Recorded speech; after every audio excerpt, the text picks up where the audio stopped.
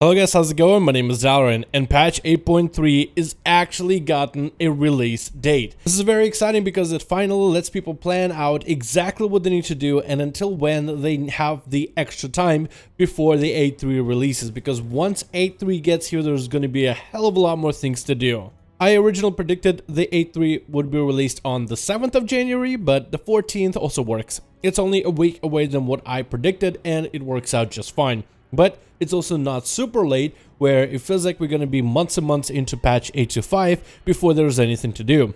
This potentially could be one of the biggest patches of Battle for Azeroth, and I guess it really will depend on how much mandatory stuff there will be to do, but also how much content people will actually want to re-engage with. How much of the content is going to be wanted to be repeated by the community compared to how much of it has to be repeated by the community, as some of the content will be mandatory, like acquiring your legendary cloak. Patch 8.3 has gone through so many iterations on PTR as well, which can either be a good thing or a bad thing. It feels that just about every single week there's some massive change to how we earn certain systems or how we'll be interacting with other systems.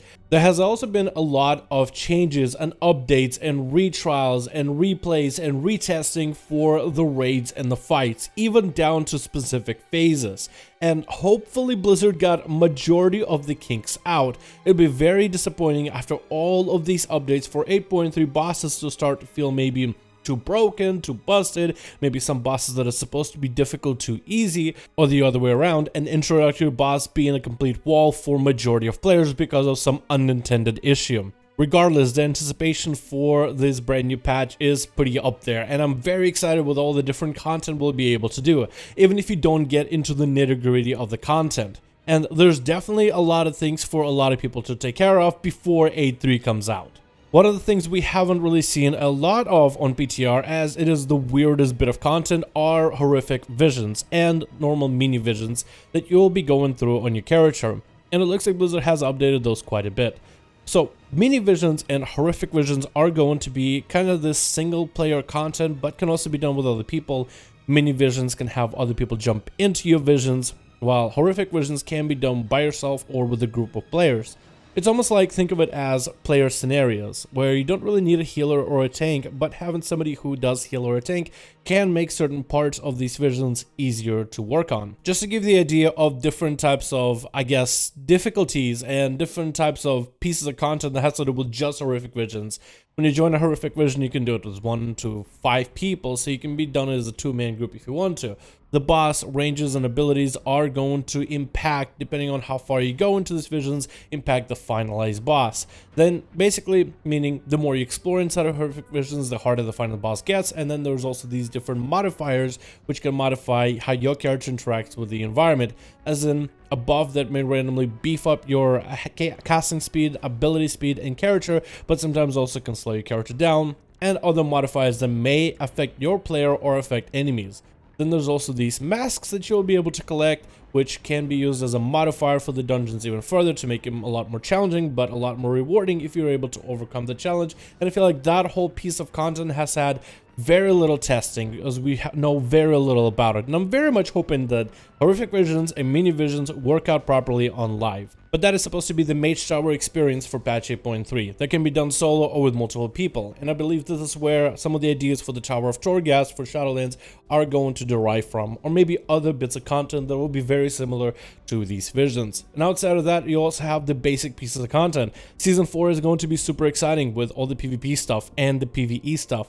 For Mythic Plus dungeons, you'll have a new seasonal affix, as well as 2 new dungeons to explore, and a raid full of 12 entire bosses. That means there's going to be some bosses that will have the pieces of loot you need, and also the endgame bosses are going to give you better gear, so having to put those bosses on farm on heroic, or maybe eventually on mythic, is going to be quite good. With Titan Forging and War Forging gone from the game, it should also make it a very interesting introduction to how Blizzard is willing to work on the gear upgrade system.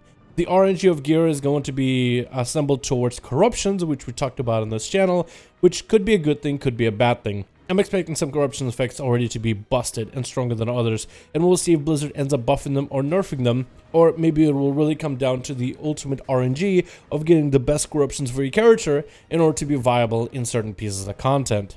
Then of course you also have the introductions to the allied races, as for new races being Volpera and Mechanomes, but also allied races available for Death Knights. I wonder how many more Death Knights we'll have with this patch 8.3. I'm actually very excited to see what the Death Knight introduction is going to look like. So to see the Death Knight introduction and to be able to play Death Knight this early on, pre-order in Shadowlands is going to be a must. So anybody that wants to play an allied race Death Knight in preparation for Shadowlands, I think right now would be the best time to do the pre-order.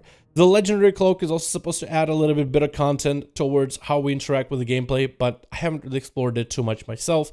Also, there's brand new essences, which I think are going to be interesting, but I don't think they'll be nearly as impactful. They will simply be able to choose some of the cookie cutter changes. And of course, auction house improvements, which I have not checked out, and a few class changes, which are not as massive as I wanted, but I'll probably make a separate video covering every class change to update for 8.3. But anyway guys, this is everything we have for 8.3 right now. 8.3 is coming out on the 14th of January, and there's a lot of things to look forward to, so don't be surprised if you are a little bit overwhelmed with 8.3.